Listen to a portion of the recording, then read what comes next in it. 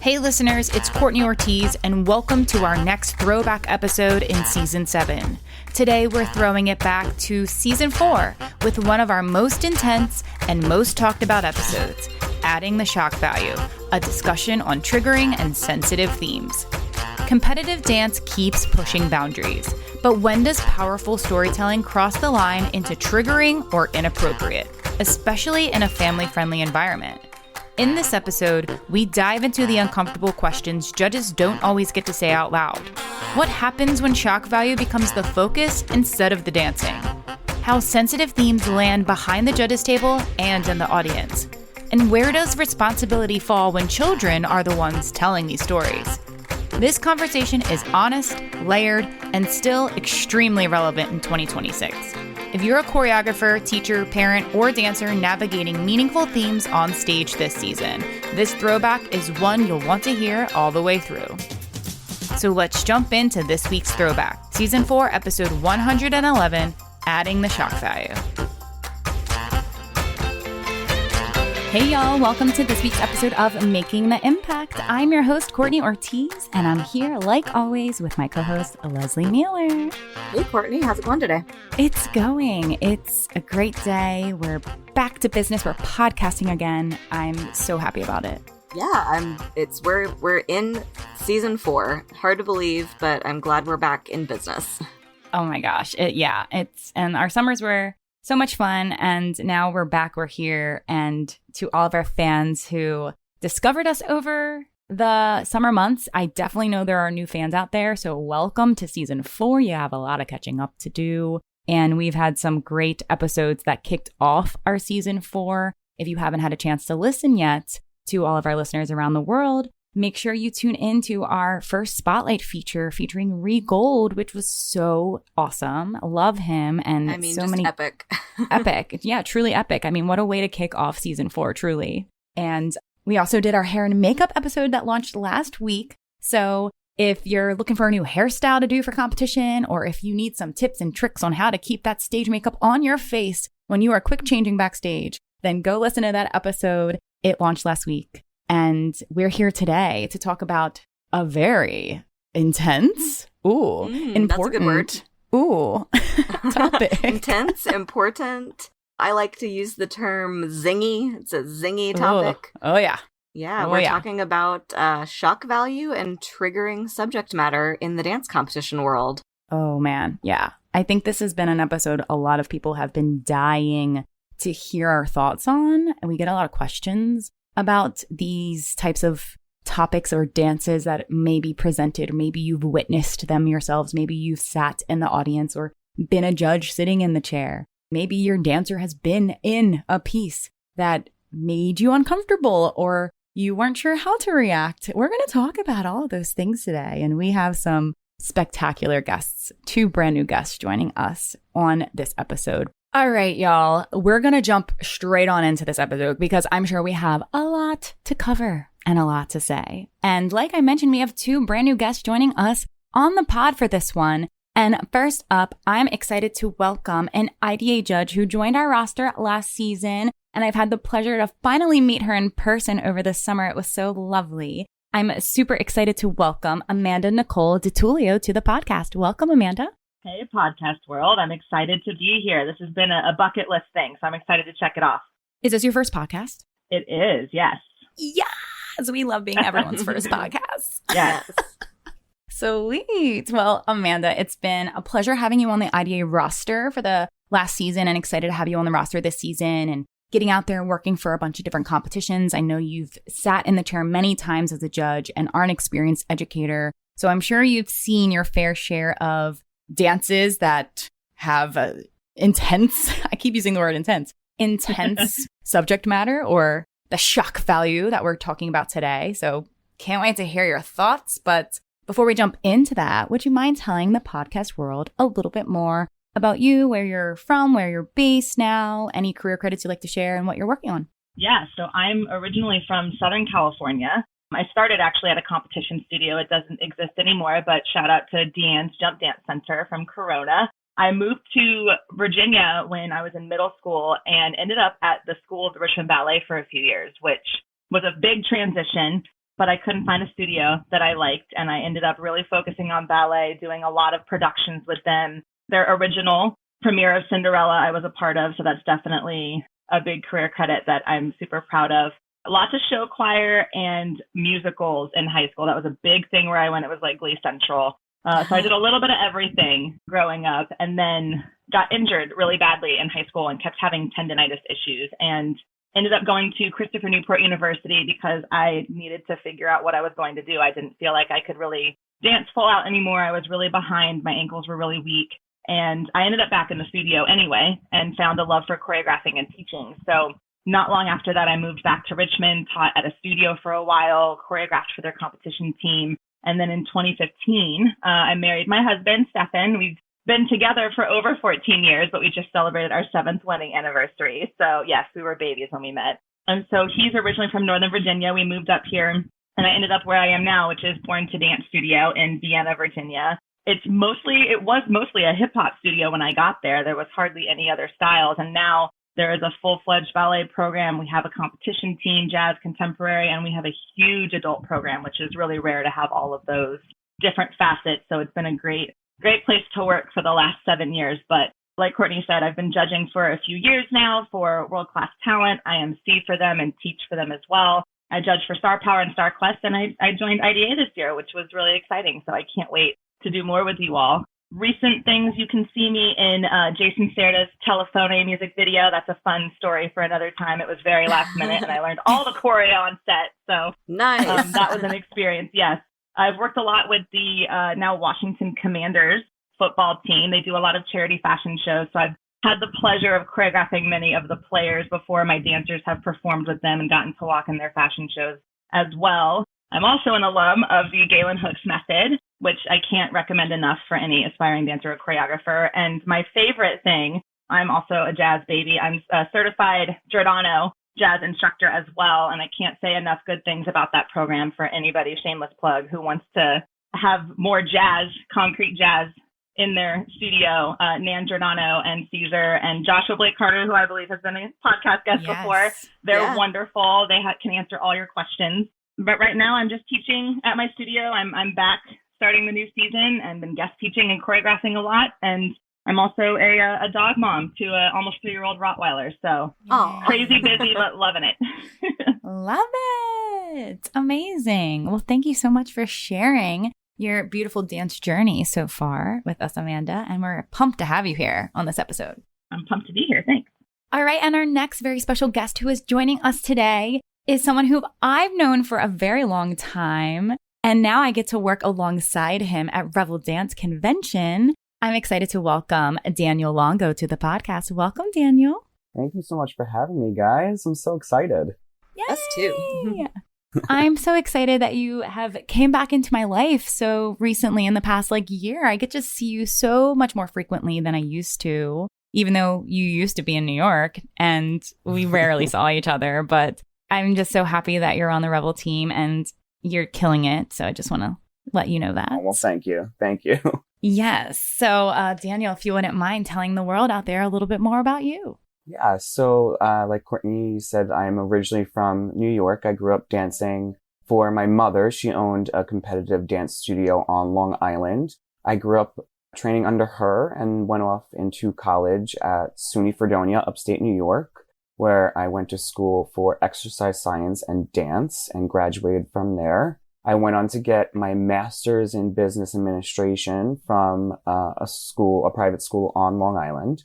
And as soon as I got home from college, I started a nonprofit dance company that included dancers from all different studios, competitive studios from around Long Island. And that's when I actually got first connected with Courtney because she came in and taught for one of our in-house conventions that we had. And that was, I think, maybe 11, 12 years ago now. I was going to say so long ago. Oh, my God. And in 2015, I opened up a dance studio called East Coast Artist Dance Center. Had that for 5 years, and COVID came along, unfortunately. So we made the decision to close. I actually packed up all my stuff and moved down to Orlando in 2020. And like Courtney said, I'm with Revel Dance Convention. I stumbled across them at the end of 2020, and it just flourished into this amazing relationship, and I'm now the director of event management for Revel Dance Convention. Yes. And you are working your booty off every weekend, but you are making those events happen. We had a wonderful, wonderful season. So I'm very excited for next season. Yes, me too. Thank you so much to both of you for joining us on this episode. Let's jump on in. Lesley, you ready? Oh, goodness. I don't know. Is anybody ready? I think we're ready. We'll see. So I guess, listeners, just a thing to remember, just like at any dance competition, here are 4 people giving you 4 opinions. We all have a variety of backgrounds in terms of the dance world. You know, I think probably combined, we've been judging for, I don't know, 50 years, you know, when you combine all of our experience. So, you know, take everything we say with a grain of salt. And I hope what we have to say today just makes you think, you know, because that's what we're here to do, is to spark conversation and different ways of looking at the same thing. So with that said, I actually do want to know, Daniel, how many years have you been judging? Oh, I'm sorry. I didn't mention that. Yeah. So I've been judging for StarQuest for 10 years. Okay. I started with them first, and I've done various other competitions, but a total of 10 years now. I just wrapped up my 10th season. Okay. And Amanda, how long have you been judging? I'm going into my 6th season, but it feels like longer because I've been out so many weekends the past few years. Right. All right. Well, so I only ask that because my first question has to do with sort of like everybody's memories of the past in terms of being a dancer, but then being on the other side of the table as a judge. Who thinks that we're seeing more competition routines that have been created for shock value or are using triggering subjects lately? And for me, my dancing history did not involve anything but honestly like pretty steps to pretty music, or like a fierce step to some fierce music. We weren't trying to like make a statement, you know, maybe you were in your feelings about some things, but we weren't trying to do anything on the stage besides dance. And that's my memory of growing up as a competitive dancer. But I'm curious if you guys back in the day, did you encounter or participate in dances that had some kind of like message, but on the shock value side of things? I remember when I was growing up, there wasn't many that had that straightforward message, shock value topic. I did participate in a piece in high school that was to the Martin Luther King I Have a Dream speech. And that was I would say the only one that I ever participated in. But I definitely think that the topics that are being put on stage now are more in your face. Yeah. Rather what in the past that's happened.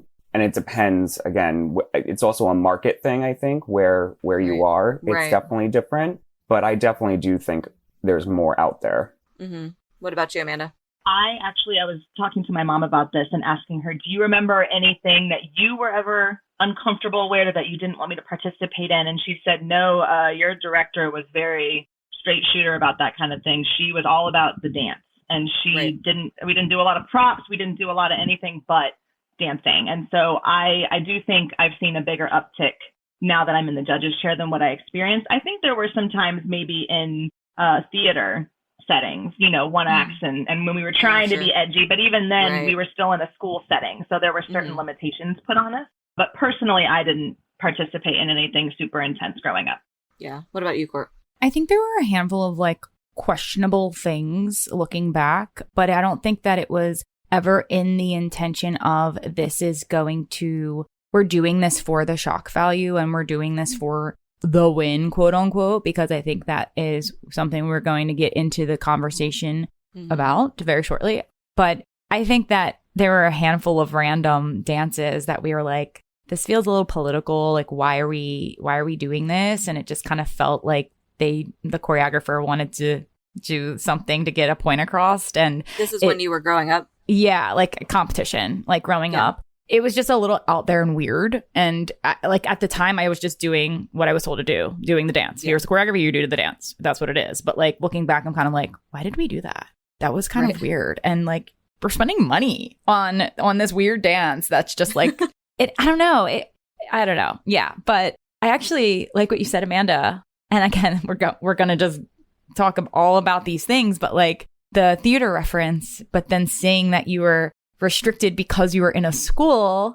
ding, ding, ding. Like, hello, that is like a perfect example of, because it's in like a public school setting or it's within school guidelines and restrictions in that capacity where it's like, is this too mature for the age of children that we're working with in this setting? Like, that seems like it doesn't happen in a dance studio that should be under similar guidelines, but there's no authority figure that is holding them accountable, essentially. You know what I mean? Like, that just immediately was like, well, if there was something that was saying, no, maybe, not the best choice, or maybe we shouldn't, they haven't learned this yet in history class or what, whatever it is. Whereas like the school probably, the school had to approve everything that's happening, that's going on stage at the theater and stuff like that. And we had a pretty, I don't want to say progressive, but very professional theater director that he treated us like professionals. And that's part of why at the public school, we had a great theater program. He was willing to push the boundaries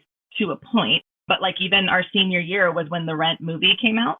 And we were like, we have the perfect cast for this. Everybody's here. Let's do it. And he said, yeah, that's too much. Yeah, no, not Rent for you. We can't. And we're like, oh, we can change this. We can change that. And he said that. And for him to say that's too much, we all went, oh, okay, well, if he says that, then I guess it's too much. But he did, there were times where we had conversations about how can we take this thing that isn't appropriate and change it a little bit to make it work so that we're still getting the point across without being in your face. So that was definitely, there was a lot of that for sure. Right. Rent Junior. Right. I know. I was like, they're making versions, but like, no. Can you imagine? and then it comes to the point of like, well, let's not even bother. Cause like the whole point of Rent is not to be, politically correct. Lord. Exactly. Yeah. That's funny. Okay. So yeah, I think we're all in agreement. Like we didn't really necessarily experience, being asked to do shock value kind of dances or, portray subject matter that was maybe above our comprehension. But I think literally every weekend for the past 10 years, I've seen multiple dances that I'm like questioning, like, ooh, who signed off on this? Multiple people signed off on this. How did that happen? So I guess maybe we should clarify because this is one of those things. It's like, it when you see it. It's hard to say this is triggering and that's shock value. And that we can't get into like super duper specifics because everybody's values and judgments are different based on your own experiences. But do we have anything sort of that you're willing to throw out there as this is sensitive, this is triggering? Like, are there topics that we should be sort of calling out, I guess? I remember I was judging, I won't give too many specifics, but there was a 9/11 piece and they chose a very inappropriate song that went along with the dance. And I had to speak up on the mic because I have my own personal experiences with my stepfather and my uncle who were FDNY, NYPD, who were the people running away from the buildings. And the way they presented this piece on stage, these kids were not alive when 9/11 went down. And that's one thing I always try to look at when I'm judging. These children don't know anything about 9/11 except what they read in the textbook. So how are they going to bring on stage even if it's done in a tasteful way, how are they going to bring on stage what the choreographer is trying to portray to the audience when they have no connection to that? So I think that's where the gray area can come in, is how are you going to take whatever subject matter, say like 9/11, and give it to students who can't relate to it? And that's the hard thing. And it can even go into doing a dance with kids about falling in love. When they're 12 years old, they know nothing about love. So I feel like it's how it's put onto the kids and what the intention is behind it that can really make it either really a beautiful piece of work or something that you almost need to close your eyes and look away. Well, you mentioned the comparison because I was thinking this while you were saying it, the comparison of like a dance about falling in love versus a dance about experiencing the horrific tragedy of 9/11. And when you're talking about a 12-year-old or a 9-year-old or a 7-year-old, because we've seen them all, do a dance about falling in love, what those kids are doing is mimicking the facial expressions and the body language and the visceral reaction to what somebody is showing them. They're mimicking a dance step because that's how we learn how to dance. And then they're mimicking all of the other things happening. And so it takes away from the reality of that situation. And I think we, up until a certain point in your artistry, we as judges know that. I don't believe you most of the time when you're 10 and you're talking about, dancing about falling in love. I know that you've mimicked somebody well, but then you put that whole piece of information on top of a 9/11 dance. So am I supposed to believe that you're not mimicking a tragedy? And is that okay? And is that okay for somebody like you who has personal lived experience with that tragedy? I mean, I'm glad you said something because that's one of those really tricky places where I don't love it. It's definitely a tricky area. I think there are I would never say choreographer can't do a dance about 9/11. It's just, for me, it's all about presentation. It's your intention behind it. And when people go for that shock value, that's where the artistry can be lost. And that's where you can almost insult somebody who's sitting in the audience. Absolutely. So it's all about the approach for me. Yeah, I agree. I couldn't agree more. It really comes down to the choreographer's hands 100,000%. It's not about the execution. It's not about, there are so many other layers. It's not about the technique. It's actually about how it's presented. And if it's presented tastefully is the most important thing. Like you said, you can absolutely do a 9/11 dance. Does it need to be titled 9/11? Does it need to have to have people that could look as if they are dying on stage? Or does it need to have like crash and bang and boom and sound effect? No, it doesn't. You can create a beautiful 9/11 dance that means something to you, and your dancers know what the intention is, and your dancers know what the story is, and your goal is to move the people that are watching it and inspire them and make them feel something or have them shed a tear because it's absolutely beautiful, of a beautiful tribute that we're doing, instead of it being like this huge, big crash, bang, boom, shock value. Because like you said, that's when the artistry can come, it can kind of go downhill real fast. And there's certain topics I believe that as artists and as educators, we should be talking to them about certain things when it comes to, teen suicide, when it comes to school shootings. There are dances that I've seen about this type of stuff in a tasteful way. I've seen them done in a very inappropriate, upsetting way. If you want to do a dance about school shootings, I don't think that's inappropriate. The topic, these kids nowadays are doing drills at school and hiding under desks. They're going through it. So I don't think it's a topic that can't be done. But like Courtney, you just said, don't put gunshots in the music, something like that. I think it can almost be a useful tool for some kids, especially if they're struggling with it. There's a lot to be said too for not being so direct. Like you said, Lesley, we can tell when the emotion is contrived. Yeah. I've seen plenty of dances where I know within 2/8 counts that they're going for the shock value, and automatically I think back into my chair and go, okay, get your head on straight, because now I have to force myself to focus on the dancing and look past all of the gimmick. When it comes to, since you mentioned it with the school shooting routines, I have, again, seen some that have been handled in a really beautiful way, and I've seen some that have been horrific. I was actually training for a gig one time, so I wasn't judging, thank goodness. And the routine was called Columbine. And I went, oh, okay. And I sat back, and it really bothers me that I even am saying this sentence out loud, but I think it's a fact now. When Columbine happened, for those of us that were alive during that time, it was shocking. It was not the norm. Unfortunately, sadly, it is the norm for a lot of these kids. They're not as surprised anymore. We're not blown away by another shooting, and that's awful. But when Columbine happened, I was really young, but I remember the news. I remember my parents watching the news, people talking about it around me, and being terrified at the idea that my school was no longer a safe place. So just that alone already had me a little bit uncomfortable. And then they were using 911 recordings over the music. Wow. And I was fuming and on the verge of tears. And I'm not somebody who, I think a lot of times these days people can be hypersensitive. And there are times where I feel like people could chill just a little bit. A lot of people are triggered by a lot of things. And then can we do anything, right? There's artistry is so important. But I've also seen a school shooting piece where I didn't know that that's what it was about right away. And it was hopeful, and it was about these kids coming together and bonding and rising above and supporting each other. And the only reason that you knew that that was the topic was because their t-shirts had schools listed on them. And it was beautiful, and it was so moving, and there was nothing about it that was triggering or harmful or upsetting. It was actually a really beautiful display of support amongst these kids. And that was an example for me of kids being able to process that in a way that was done tastefully. But the majority of the time, I would say it's not done as tastefully, and it's done for the idea of triggering people. And again, now we're focused on that and not on the dancing. Well, and not all art needs to do that, you know? And I think that's where I feel very lucky that we grew up in an age, you know, back in the day when dance didn't have to do that. It feels like now everybody wants to make a statement with every single piece. Every age, every style, every group number has to have this statement. And I just don't think we need that, because dancing is fun.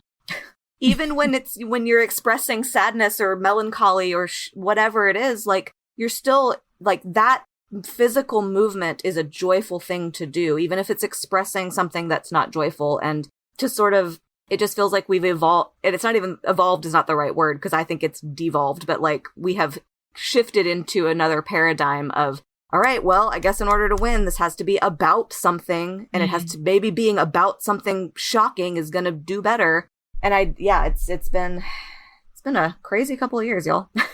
It's exhausting. It's almost like that trend when gymnastics first came into dance, and everyone was like, oh my gosh, we have to get these in so they remember us, us. And now it's almost like, oh my gosh, we have to make them remember us. Well, now everyone's flipping, now everyone's turning. What can we do? Right. But thinking about all that, it's like, okay, I get what you're saying, but now you're crossing a line. Right. Mm-hmm. Now you're making people feel uncomfortable. Mm-hmm. And that's what I don't want to remember you. And if I do remembering you, it's for the wrong reason. Exactly. Well, and it's exhausting to sit at the table for hours on end and have all these things. And we can't say, I'm not into this anymore, I'm going to go home. Exactly. We're there. We're glued to the table, and we have to give you feedback. So everybody, like you said on the panel, has a different experience. So you do need to be mindful of that. But at the same time, it's almost become less impactful because everybody's doing it. So now I find myself, when a routine comes out and it's just, you know, a saucy jazz number with no lyrics and just beats, and they're just killing the technique and they're grounded, and they're now all of a sudden that dance is almost more exciting for me because I get to sit up straight and enjoy it. So not saying that you have to do positive dances all the time, but it's worth mentioning to all of these teachers and studio directors and dancers that now we're seeing it all the time. How many times a day do we see an aerial? It's not as exciting anymore as it used to be. It's the same thing with shock value. It's not as shocking anymore unless you take it too far, in which case now we're mad. Right. And now we're mad. Now we don't want to judge your dance. Right. Yeah, I'm so glad that you brought up that point from the judge's perspective, because I don't think that many teachers think in that way. When they are hand selecting, oh, we're going to do this dance about this, like whatever the subject is that they know is triggering, that they know is going to possibly offend people or upset people. And then, well, yeah, of course, you know, you're presenting it at a competition to be judged by judges who have to sit there and cannot leave. You have to remember who's sitting behind the table. And is that your goal? To upset a judge to a point where they don't even have words to speak because they're so offended? Like, you came here for a reason, and the reason was to get feedback. And like, if my feedback is either nothing or all negative, like has been in the past, like there have been routines where I know every single judge had the same negative thing to say, and then it was silence because there was nothing else to say. And I'm like, you can't possibly have wanted that.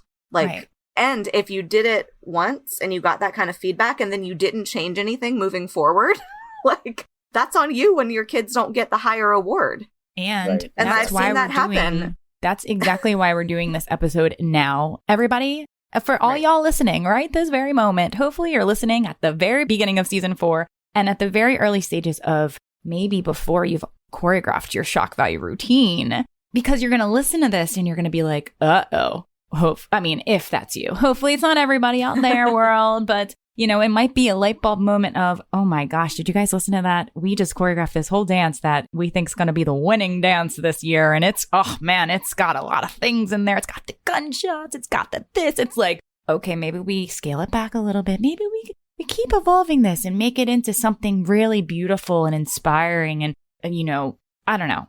That's why we wanted to put this episode right here at the very top. Not just because it's a hot topic. It's absolutely a hot topic. And it's going to be listened to, but it needs to be heard because us as judges, all four of us, a lot of times we really don't have, like, I know Daniel, you said that like there was a dance you could not say anything. Like you had to say something. Yep. There are so many of us in that exact position, but sometimes we're literally scared that we could potentially lose our job because this is so inappropriate and so wrong to be watching on stage. But we, all the teachers in the world, don't want any feedback on their choreography and don't want any feedback on their, you know, subject. And I personally think that the only way things are going to change is discussions like we're having right now, or when there are judges like Daniel or whoever that are willing to speak up for the change in the industry and say, I'm sorry, I'm just uncomfortable. I think this is a little bit inappropriate. The end. And I've been doing, like I said, I've been judging for 10 years. I think I've kind of learned how to speak about it on the recording without offending the studio owner and making sure that they're not going to be upset where they don't come back or potentially lose my job. Right. So it's, as a judge also, it's our job to speak up in a respectful, appropriate manner and let them know why you think this is inappropriate. And you can even start your critique by saying, this is my opinion, but blah, blah, blah, blah. And I think that's what's important because it is our opinion. What I find inappropriate, somebody else might not. So, some people have better delivery. So. That's something that I struggled with when I first started judging is I would get so caught up in trying to figure out how to say what I wanted to say because I feel like they need to hear it, but I don't want to offend them or get in trouble. And then now I've missed essentially 20 seconds of the dance trying to stumble through my words. And I've definitely gotten better about it. And sometimes it's as simple as also, you know, teacher choreographer, I would just be really mindful of the subject matter you've chosen. And sometimes it's just a simple generalized blip. Other times I dig in. And I have a friend that when she judges, she usually waits till the end and says, teacher, this note is just for you. But I also feel like if the students don't hear that, then the teacher might not pass it on. And I think there's something to be said for the kids being able to go, well, wait a second. If all three judges are saying that there's a problem with this, maybe we need to talk about that. Because at the end of the day, the important thing that I think everybody needs to remember is that we're not dealing with professionals, we're dealing with children. So even when they're 15, 16, 17, and they're super mature and they've lived and they've had their heart broken, they've been through trauma, all those things, they're still children.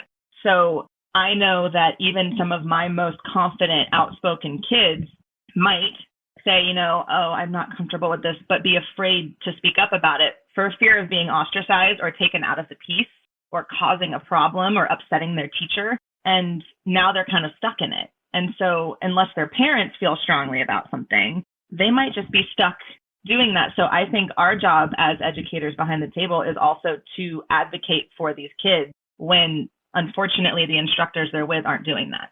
Oh, that's such a good point. It's a great point. Yeah. And for the parents to hear this too, because I think it is, like you've briefly mentioned, I think that the parents sometimes do need to step up and step in and, you know, say, hey, I'm not sure if this is appropriate. I'm not sure if I want my dancer learning this history in this way from you, who's not their history teacher, who's just the dance teacher. They're 7 and in this dance and it just feels wrong to me. You know, like and a lot of times maybe parents have no clue till they get to the preview show for competition and they're sitting in the audience with their jaw dropped, you know? But like that happen. I'm sure that happens too. But then there's the other flip side of it when, like, for example, a Schindler's List dance that we've all seen 1,000 trillion million times. And it's just flips and tricks and acro, but it's Schindler's List. And us as judges, the audience is hooting and hollering because there's good things happening on stage, but like, you know, most appropriate, I mean, depending on how it's presented, most of the time, not the best. But then we're sitting here as judges like, well, we have to score what's in front of us. They're doing their flips great. their feet are pointed, right. you know, and it puts us in this really awkward position because then everyone comes back at the backlash of, well, why did they win? If it was so inappropriate, then why did they win? Well, we can't what do you guys, I don't know what the industry wants from us. I don't know what the competitions want from us because it's, my fix for that, and I say it on the critique. If your flips and your tricks and your turns and your technique on point, I will give you the lowest possible, highest score. Because I will recognize that all of that deserves an ultimate. But those other 4 points that I could give you to bump you to the highest, that include artistry, choreography, execution, overall everything, you're not getting those points from me. Because all of the rest of it is inappropriate. And that is how you do not win first overall. And I will say that because I didn't give you those points because this choreography and the intention and the X, Y, and Z is not appropriate. But here's your 95 points. It definitely depends on the competition as well that you do work for, because I've worked for some that do allow me to take off points for inappropriate costuming, inappropriate choreography, stuff like that. And then I've worked for others that say, you are allowed to comment on anything, but we are not going to penalize the kids for choices that choreographers made. So that also probably does depend on the company. And that's a very, very good point, because they are all different. And, you know, if you as a studio owner are questioning, like, well, why did this win or this not win, or where are my points being taken off, you know, ask, because they are really, truly all different. I've also worked with some people who have really strong opinions. Schindler's List is a perfect example. We get into the green room and everyone goes, so how about that Schindler's List piece? Thoughts? And everybody's, oh gosh, I'm so upset that they did that. And then there have been several times where I've worked with judges who are Jewish, and they say, when that stuff happens, I can't even say anything because I get too upset. And so now this person who is actually emotionally and deeply affected by this can't even bring themselves to tell you that because they're so affected by it. And that should speak volumes to people. And anytime that happens too, if I really do kind of go beyond just saying, watch the appropriateness, if I dig in a little bit, I always tell the director. I texted Courtney after an event this season and said, hey, FYI, I told the director, but there were 2 pieces that I just found were completely out of line. One of them was a Schindler's List. And I was very professional. But if those studio directors come back upset, I just want you to be prepared. I backed myself up and I was professional about it. Dancers, parents, teachers, studio owners, if you've been looking for a way to get real, detailed feedback on your routines from trusted professionals, you've got to check out our service, IDA's Online Judges Critiques. Our critiques are done by industry pros, judges who are pre-screened through Impact Dance adjudicators, many with over 10 years of experience on competition judging panels across the country. And the best part? You can actually request a genre-specific judge, so the feedback that you get is tailored exactly to your style of dance. You'll receive your critique within 5 business days, guaranteed. Or if you're in a rush, IDA is the only service in the industry offering 24-hour rush delivery. And new to all my choreographers, we're so excited to introduce our choreography consult critiques. This version focuses completely on your choreography, not the dancer's performance. Your IDA judge will dive deep into your concept, transitions, costuming, style, formations, textures, musicality, and overall vision, giving you specific, actionable feedback to help your artistry grow as a choreographer. Critiques start at just $35, and trust me, they're worth every penny. Head to impactdanceadjudicators.com/online critiques or click the link in our show notes to submit your video today and see just why IDA continues to set the standard for professional feedback in the dance industry. We're truly making the impact. Prep for the upcoming competition season today with IDA's Online Judges Critiques.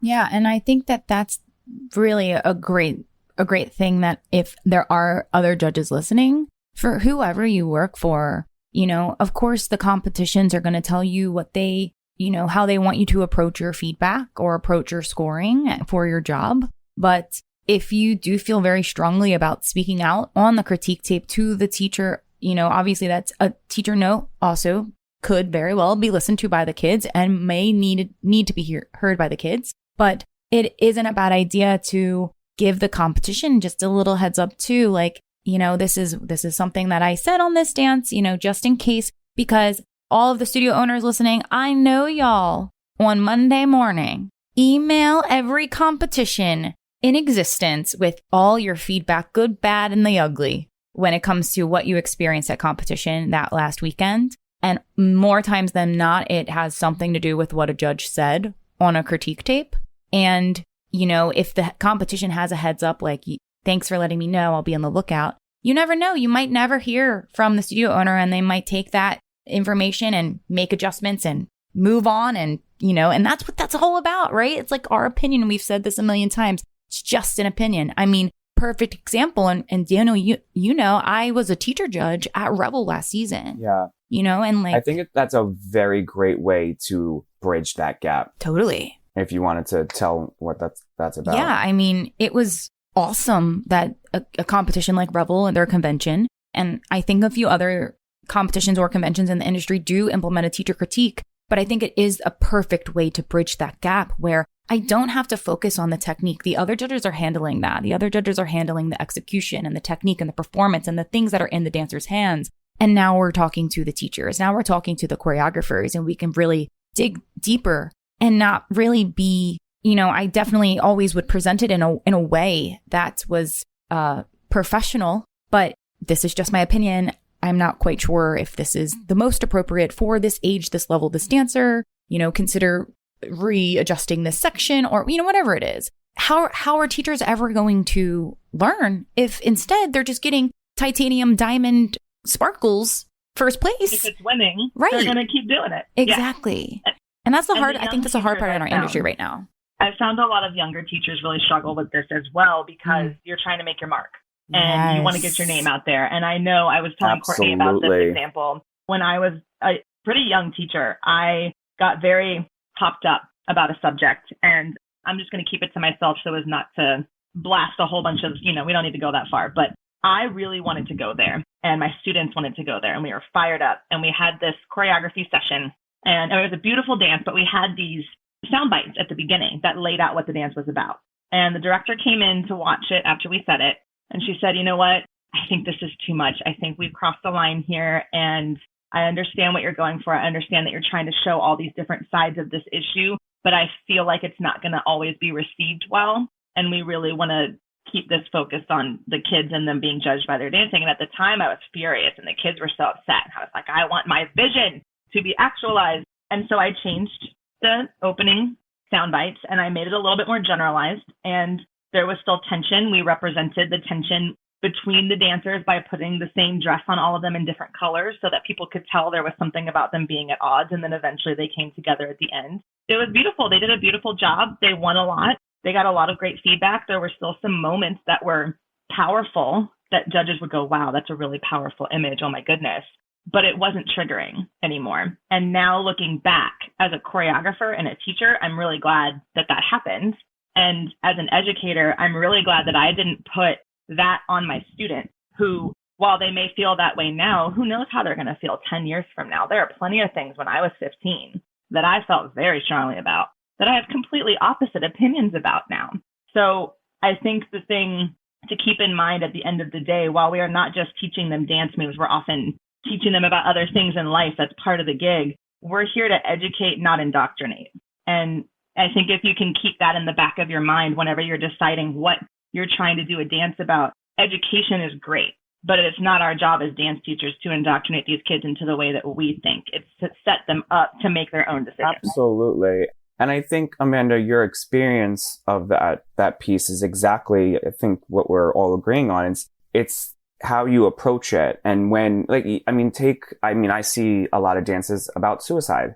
I think we've all seen a lot of dances about that. I personally don't think it's an inappropriate topic for a competition stage. However, if I see kids, and I'm going on stage, and I'm sorry if this is triggering for anyone, but pretending to slit their wrists or anything like that, that's triggering. That is crossing the line. Hands down, I can go back and forth with anyone who disagrees with me on that. But to educate kids on a very serious topic and shed light to something and put something on stage that respects this topic, that to me, I think is okay. And these kids are going through it. There's nothing wrong with giving them a topic that they do actually understand, as long as you're presenting it in the way that's appropriate for their age. Right. and not glorifying any of it, because I think exactly, that's the hard part, is that, like, yes, they're inundated with images and social media and personal experiences with people,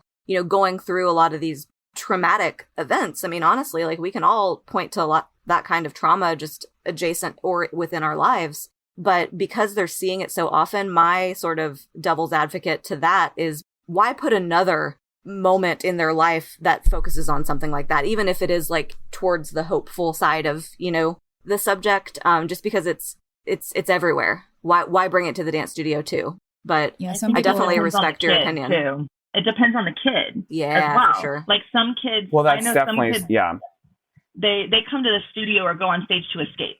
For some people, art is an That's true. escape.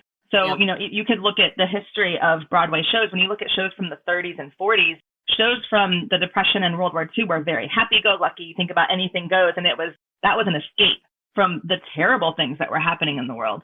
And then you can kind of track that through history when it comes to just Broadway shows alone, TV shows. And now I feel like kids are watching these shows now. Everything is very dark. We've got all these crime shows, and all these kids are watching shows like Euphoria that have these really heavy topics. And so in a way, they're not escaping that. And so it's, like you said, they're inundated. For other kids, the studio and the stage is where they come to process those things. So I do think it's important for parents to be involved in these conversations. I've had kids, Daniel, that have gone through self-harm issues and a lot of deep things. And there have been times where I'm sure other teachers have experienced that they are the only person that kid feels like they can talk to. So you don't want to shut them down, but at the same time, you have to tread lightly because you're not their parent. So having that communal, you know, integration is really important. And again, you can, like you said, tackle it in a tactful way. There was a girl who did a beautiful dance that really moved me a few years ago. And I couldn't place what it was, but I could tell it was genuine. And I could tell that it was coming from somewhere really deep. And I gave her a special award on stage. And I said, you know, if you don't mind giving us just a quick blip about what this is about. And I had no idea until she said, and I couldn't believe she said it on the microphone, but one of her friends was terminal and had some sort of awful situation going on. And that dance was her processing the fact that she was going to lose her friend. And in that moment, I thought, wow, if she had made that blatant and in our face, it would have been difficult to watch. And sometimes I feel like those things are so personal that I have a hard time judging them when I know what it is, because now I'm trying to be sensitive to your situation, but I still have to judge you. Right. That's the thing. I think that's it at the end of the day. For me, when I see things that feel a little too out there, a little too triggering, a little too intense, my favorite word for this episode. I think that's what we need to step back and realize. Like, you're asking for this quote unquote work of art that you are presenting on stage to be judged. And you have to be okay with an opinion that might not go in the same way that you're thinking it's going to be perceived, because it might just be delivered in a wrong way, or it might just be executed poorly, or, you know, yes, this is a triggering subject, but that doesn't get you bonus points. It does not get you bonus points. Nope. I think that people think it's going to.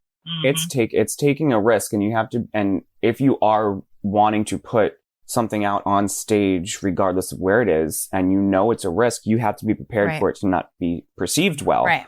I mean, I remember years ago, I presented a piece at the Alvin Ailey Theater, and it was a very heavy political piece. And I had some people love the dance, and then I had some people say, how could you put something like that on stage?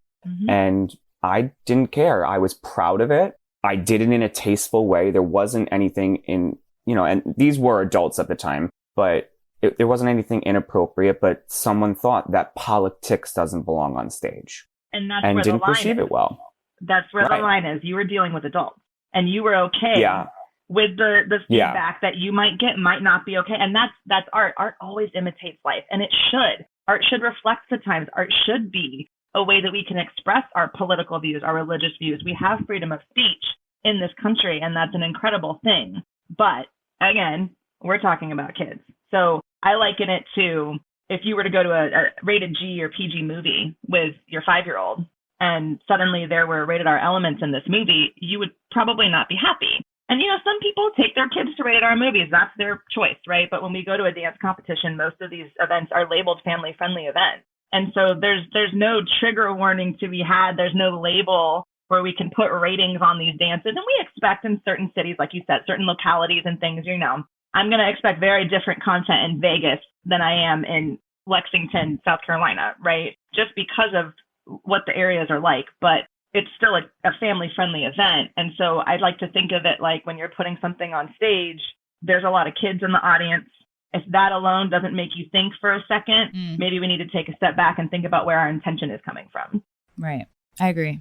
I completely agree. You don't know who's sitting in the audience. It's like, that's what it goes back to. Yes, it's at a competition. Your goal is to please the judges. At the end of the day, you're trying to please the judges because it's a competition. Otherwise, go perform at the parade. Yeah. Absolutely. And I think that's really what, like for me, when everybody's like, well, the judges, well, you came here for the judges. I don't know why else you came here, because there's other performance opportunities. There's other team bonding opportunities. There's classes you can take, but you come to a competition for the judge's opinion, to give you feedback, to give you a score. And so to rank you. Here, this is what we're doing. And so I just want to ask, have you guys have heard, and at least I have in the past several years, of judges truly just sitting back and not judging a piece? Has that ever occurred to you to do that, or have you just sort of think that's a little unprofessional? Yeah. Like, you are hired to give an opinion, even if you completely don't agree with what's on stage. Speak in an appropriate professional manner and let them know why you think that's inappropriate.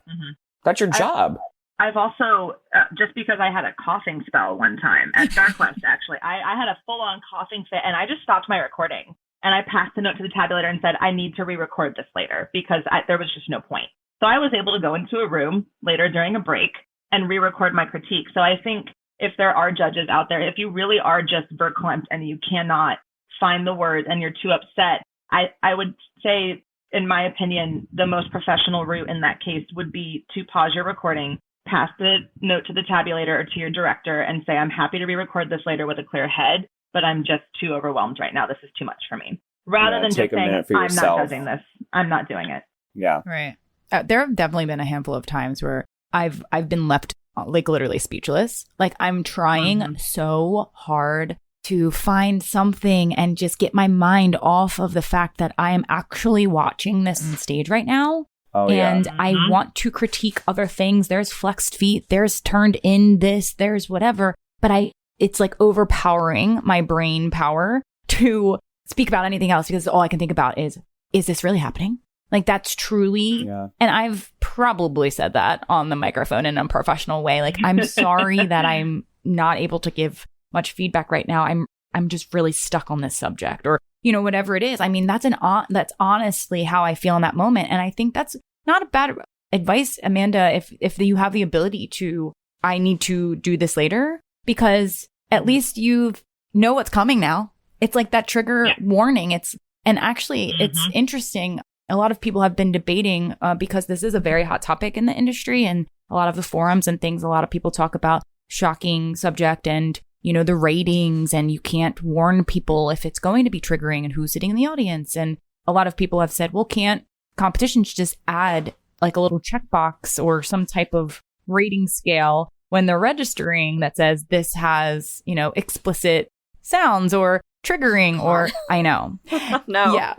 And like, I mean, I don't know. Like, you give an inch, they'll take a mile. Exactly. It's like, what are we gonna see? What are we gonna see? I checked the box. You said I could check the box. Right. No. Right. It'll get abused. But then it also gives the teacher, choreographer, studio owner, like almost like a spark. Like, oh, let's create something triggering, just so I could check that box. I might be the only one with a checkbox this weekend. Right. Like, no. Exactly. I know, and that's yeah. It's and remember, at the end of the day, too, teachers, you're creating this work for kids. I'm gonna say that every 5 minutes. It's true. But what is your intention behind creating the shock value and the triggering? If your goal, we've talked about wanting to win, right? And I think some of that mentality comes from seeing these shocking things on, like, So You Think You Can Dance and Dance Moms. Those are TV shows, so keep that in mind. But we could go on a whole tangent about that. But what is your intention in taking something traumatic and triggering to win a piece of plastic? Do you know what I mean? Like, yes, we're winning and we've got the pride and we've worked hard for the win. When you get down to it, if your intention going in is to stand in the wings and peek out and see if the judges are upset, maybe we need to take a step back and go, okay, well, 100%. maybe my kids really want to do something that they can process. Okay, so we're going to sit down and have a conversation. Parents are involved. We're going to have this beautiful artistic moment. We don't care what the judges say because we are just doing this for us. And that's beautiful. But if you're sitting there saying they better cry, if you don't make the judges cry, I've heard people say that. I've heard them say that too. I've heard so many crazy That's real. freaking things teachers say to their kids. It's so real. About me. I've make them cry. If someone's not crying in the audience, you didn't do your job. What? Right. What the hell? That's not a job for a child. Yeah. No. Oh my goodness. Absolutely. Like, as if they don't have enough pressure on them. Right. Exactly. Right. Yeah. Oh man. So many things. I've definitely heard that. At least I'm never backstage. Some of y'all are backstage more often than I get to ever be backstage during it, but definitely heard those things before from people. Which, I mean, yeah, I don't know. I have so many thoughts, and I really don't know the best way to prevent this, I guess. And I think we've really drilled it home this entire episode just about how it's done. It has to be done tastefully. It has to be done. The intention. Absolutely. Like, and there's so many other, like, if you're looking for like a mature subject matter for your dancers, there's plenty of mature subject matter that's not triggering. You know, like, for me, I have a dream speech, and this is here we go with opinions, is not triggering. That's not shocking. Like, that's empowering, and that's something that we're standing up for a moment in history and the future, and like that kind of thing. Like, I think Courtney, Alexa, your friend at Supernova, did like a women in history piece that I thought was super powerful. It was not babyish or child. It was powerful, and it was not shocking, but like, there's find moments in history if we want to do a historical event as a dance, because a lot of times it's 9/11, a school shooting, the Holocaust, like World War II. I mean, we could name a bunch of historical events, but there are other historical events that don't have that shock value that are equally as important. That if you're one of your points of view is, well, let's teach them something in history. Hello, just open a history book and find something that's not traumatic. yeah.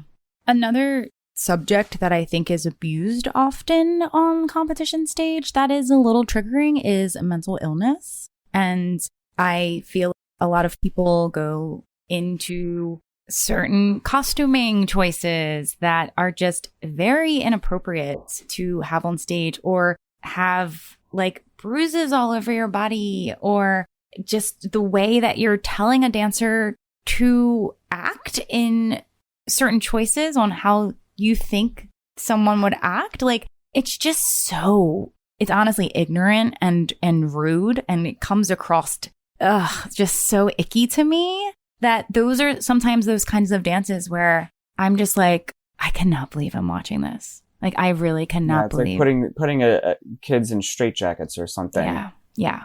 You know, that I've seen that done so many times, and it's like, how are you teaching kids about mental health with this piece? That's not a teachable moment. You're not teaching them anything. Not done that way. No. That's what I'm saying. Not done that way. If you're trying to teach kids about and raise awareness of mental illness, you have to, first of all, tread lightly, because that is a huge, huge subject, especially nowadays. That's a tough one. Well, and even like very recently, Lizzo and Beyonce, I think, had to backtrack and pull some phrases from their music that I don't think they even realized were ableist and were, you know, phrases that just polite society does not use anymore because they are outdated. And if Lizzo and Beyonce can say, listen, I actually didn't know, I was ignorant, now I know, and I'm removing that from my multi-million-dollar album, surely a dance teacher can pull back and say, you know what, maybe not a straitjacket.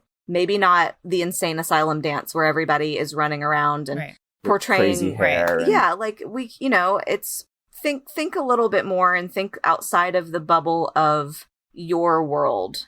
And you know, it's hard for us to help you with that as judges because we only have 3 minutes. Right. So we try. Right, that's a personal thing. We try sometimes to say, maybe we think about this way, but I don't want to spend your whole critique telling you what you should be doing, because that's not technically my job, is to correct all your choreographic choices. I should mention it if I think it's inappropriate, but I'm not there to tell you, well, here's how we're going to attack this subject appropriately, because I don't have time. So that's why we have platforms like this. Now I do this a lot when I'm judging. I'll say, go listen to this episode of Making the Impact because give him plugs. I don't have time. Yes. Okay, I love that. I don't have time to expand on it, but if you want to know more, if you care about this is a great episode to go listen to so you can get more. So now we can refer to this episode and hopefully that will be helpful for people. But, you know, when you look at, for instance, kind of in a similar vein, there's been a lot of like kids being taken hostage dances recently as well, like a lot of solos. Yes. And the human trafficking crisis, especially with children, I'm so sensitive to it because I just think it's one of the most atrocious things that people actually take children. And so I can't fathom why a parent would want to see that acted out by their child on stage. It's a terrible thing and it's something we should raise awareness about. But again, context is really important. Sometimes we can't tell the context of the dance within the competition world. Maybe a concept video where you can put information and here's where you can go find more and how you can help might be a better opportunity for some of these subjects like mental health issues. But putting kids in padded rooms on stage and having voiceovers saying don't interact or get too close to the patients or they might become violent. What is that?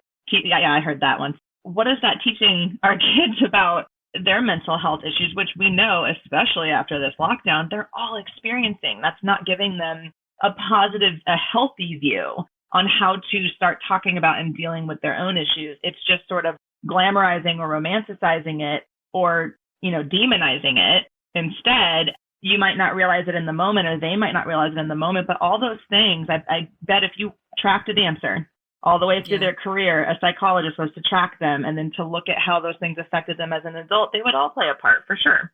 Absolutely, it would. And the more you expose, you know, I don't have the science on this, but like if you're doing a dance, you know, a padded room dance every day, you're practicing it every day for a year, that sticks in your head. That's now embedded in part of who you are. And what would it be if it was a different subject? What changes about you and your personality if it's a different subject for a year, you know? Absolutely.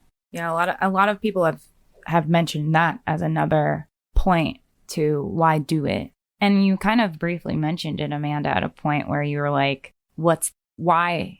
Honestly, like why sometimes is what I want to know. I want to pull the teacher aside. I want to pull the choreographer aside when I see something that is not tastefully done, that I have, you know, been triggered by. And I just want to know, why'd you pick this one? What was your reasoning? Because I have a feeling that based on what I just watched, your goal was to trigger in a way that you think is going to be so impactful that you're going to win, get bonus points and win first overall. That's how it comes across to me as a judge most the time, unless it's done in a very tasteful way.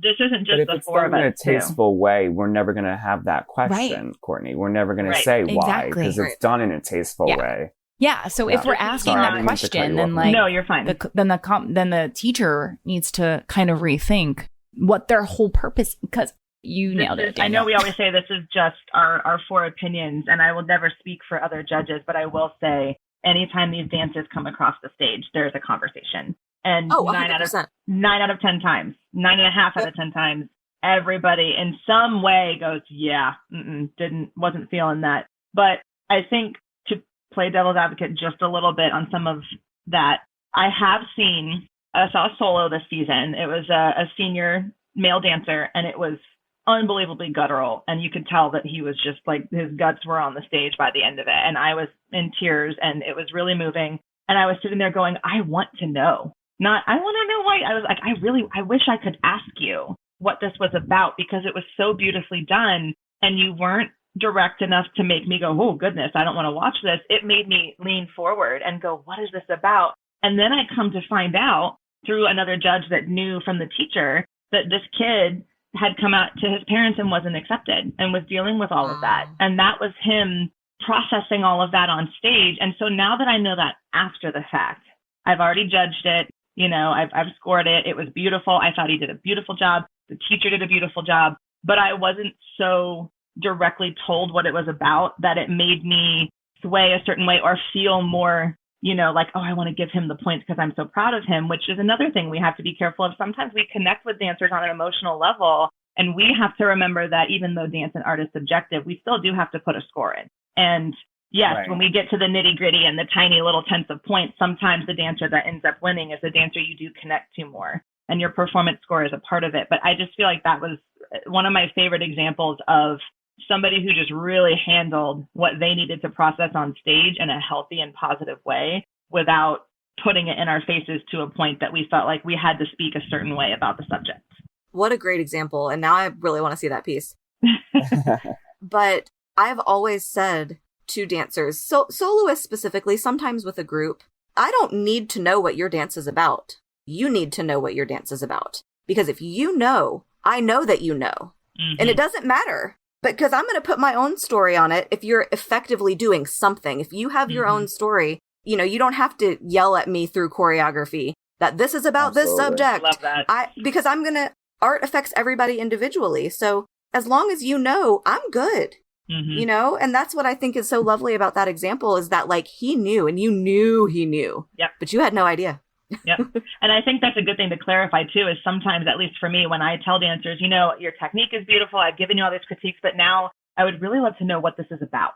I'm a little lost in what our story is. It's not me saying I literally want to know exactly what it's about. It's what you said, Lesley. I want to know that you know what it's about and that I can sit back and go, they know what they're dancing about. I think that's a great thing to clarify because I think we say that a lot. Well, what is this about? I feel like we're missing the story. Doesn't mean we need some novel, but direction and intention is always obvious when it's there and when it's not.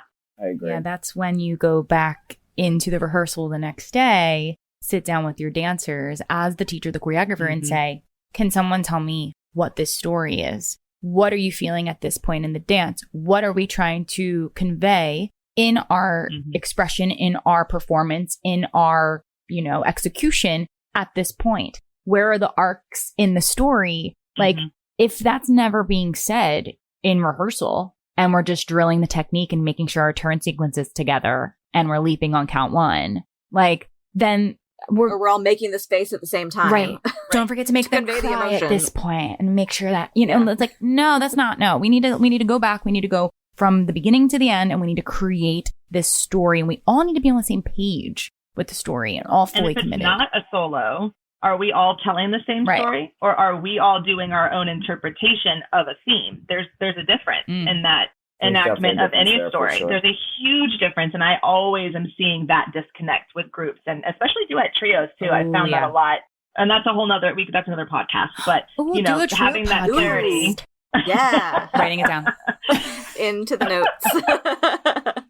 Oh yeah. How do we not think of that one yet? I mean, seriously, that's so basic, but like so it's good. So good. You're welcome. Yes, thank you. Thank you, Amanda. That'll be season 5. We'll have you back. I mean, like we all said, I think we're all in agreement. At the end of the day, it's the intention and how you approach it. I mean, that's how I always look at it. And remember, they're kids. Yeah. And the context too. Yeah. I actually, another example, I wasn't judging, but I was in the other room and I passed by and there was a reenactment of a car accident on stage. With a full car. Oh, I've seen a lot of those. I've seen a lot of those. Yeah, they bring the car in somehow. Thank you, dance moms. Oh, yeah. Right. I later went and Literally, looked. I forgot about that. Yes. I later went and looked and saw that they had done this as a concept video, and it was a PSA about not texting and driving. And I said, wow, okay, in this context, in this medium, with this information, this is a great way to reach teenagers about this subject. And I'm not bothered by it. But in the moment, live on stage, watching kids fling their body out the car window and hear their parents cheer as they did it, it took me a good 20 seconds to go, what, really? Wow, that just happened. Okay. And it took me a second to gather myself because I've been in several car accidents and it's not a fun experience. And it wasn't one of those things that was super triggering to me. It was definitely shocking, but the context wasn't really there for me. And I think if the context had been there in some form, I might not have been as taken aback by it. But then again, intention, where are we posting this or performing it? You know, I think a lot of people could consider taking some of these performances to their recitals and showcases as well. If your community needs this message, absolutely take it to your recital or to your showcase or to whatever performance venue you need to. But it's competition. It's a different venue. And you always have to, you know, think about your audience, right? You always have to know you're putting this out there for people to judge, whether they're in the judge's seat or not.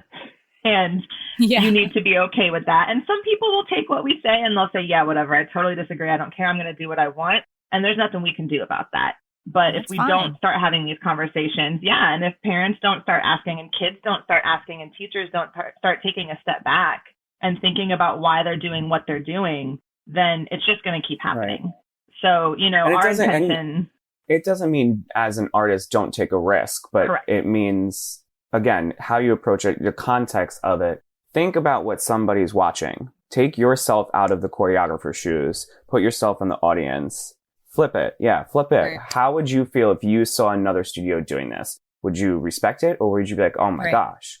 Exactly. Well, and I always sort of think about, like, when you see, like, a bad ad campaign or you see a commercial and you're like, God, how many people had to approve that? Like, how did they approve that? How did this get to publication? Absolutely. Like, it's the same. Like, I would be to the point where, like, there's a fellow judge that, like, he and I are completely opposite in our opinions about everything. Completely opposite. But he's a very good judge. I would bring that judge in to look at my piece. If I was questioning something, I would say, you know what, sir? Smart. Can you please come watch this? Because if his opinion was vastly different or was like, oh, that's terrible, or, whatever, like, then maybe I would rethink it. Because, if you're surrounding yourself by people who have your same opinion, nobody is going to be like, oh, Lesley, that was a poor choice. They're going to be like, oh, we love that. That's great. But, like, find somebody outside of your circle, You know who to go to when you want an honest opinion versus when you want someone to placate you, right? Depends if they actually go to them. Exactly. Right. Yeah, and you have to sort of humble yourself, People should consider that. Reach out to other people. I know we've got all these networks, and I know they can get kind of convoluted and crazy at times, but, it's a good thing to ask. It's also worth thinking about, if I have to ask, if this is too much. Yeah.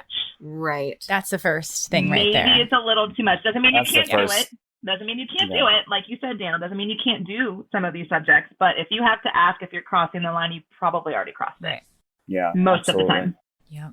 Well, y'all, we definitely went there with this one, and I love every second of it. And I think everything that was said is so important and so necessary for so many in our industry to hear. So if you are tuning in to this episode, to all of our listeners, whether you're a dancer, a dance teacher, a studio owner, pass it along and share it with others who you think could use this amazing guidance and advice and opinion from 4 veteran judges in the industry who have watched our fair share of triggering topics and shock value dances. We've seen so many great ones, maybe not so great ones, a little bit in between, and take a look at what you're about to head into the season presenting and make sure that it feels appropriate for the context and the audience and who might be sitting in that chair and who might be sitting in that audience, because I think that is a big factor in when it comes to competition dance. Recital, you do your own thing, y'all. You do whatever you want to have happen at your recital. But when some of us are stuck in that chair and have to watch this, I really don't want to be crying in my seat. I don't want to, unless I'm like beyond moved. And oh my God. I mean, I've definitely cried a handful of times. There have been a handful of times where I've cried where it was like a triggering cry and it took me a long time to recover from that as the judge. And that's not a great feeling when I have to work 15 more hours the rest of that day. It's not fair to the rest of the dancers either that you're now stuck in this cloud. And now you're you have affected, to judge Ay Caramba, and you're like, oh, right, you're like, gosh, here we go. Ay Caramba. Oh yeah, we've been there. We've all been there, I'm sure. Well, y'all are fabulous guests, so thank you for being on the pod for the very first time. We can't wait to already have you back, both of you, and for sharing your opinions from all of your years of judging and from being on the teacher side, the studio owner side. It is just so helpful to hear on all sides of this topic. And we've said so many things, but we might as well just wrap it up with one final thought that you may have, one final bit of advice you might want to share to choreographers, to teachers, to parents, to dancers, anything you'd like to say regarding this shock value subject and topic today. I would just have to say, whatever the topic would be, think about how you're going to respect the topic, because if it's a serious topic and you want to shed light to it, respect it at the same time. Because if you're going for shock value and triggering moments, you're disrespecting it. You're glorifying things that shouldn't be glorified. And you could be putting kids mental views at a different, twisting them in certain ways. So come at it with respect and love. And, again, they're kids. Can we say they're kids one more time? They're kids. They're children. We're very responsible for helping raise these kids. I think that phrase, "it takes a village," has kind of fallen away. And a lot of people are really reverting away from that. And we're a huge part of these kids' lives. When they're not in school and they're not at home, we're the ones that they're turning to. We're the ones that are guiding them, not just as dancers, but as humans too. And so it's a huge part of our responsibility to, like Daniel said, respect the topic, but also respect our dancers and give them a chance to formulate their own opinions. Like I said, right. Educate, don't indoctrinate. Give them the information as unbiased as you can. Give them your experience and say, "This is my experience," not "this is the end all be all." And take the intention of shedding light, not, overexposing everything to a point that all your goal is just to win with this topic. We have such an important job. And it's, we deserve honorary psych degrees and, weekly massages Literally. And all those things because we deal with more than just steps. But it's a great job and it's a beautiful gift that we have to be able to be in these kids' lives in this way. So keep that in the back of your head and remember that your artistic vision has to be married with what these kids are capable of handling, both physically and emotionally. Thanks for tuning in to our throwback episode from season 4, Adding the Shock Value. Special shout out to our guests, Amanda and Daniel, for joining us on this important discussion. Don't forget to follow them on Instagram. You can find Amanda at AmandaNicole_D and Daniel at DSLongo1. Don't forget to follow Making the Impact on Apple Podcasts, Spotify, Amazon Podcasts, and pretty much everywhere you listen to podcasts. And if you want more exclusive episodes, support our podcast by joining our Platinum Premium membership for only $5 a month. Join now at impactdanceadjudicators.com/platinum premium or click the link in our show notes. Coming up in the next few weeks, look forward to an episode devoted to the juniors and teens and another throwback episode all about the minis.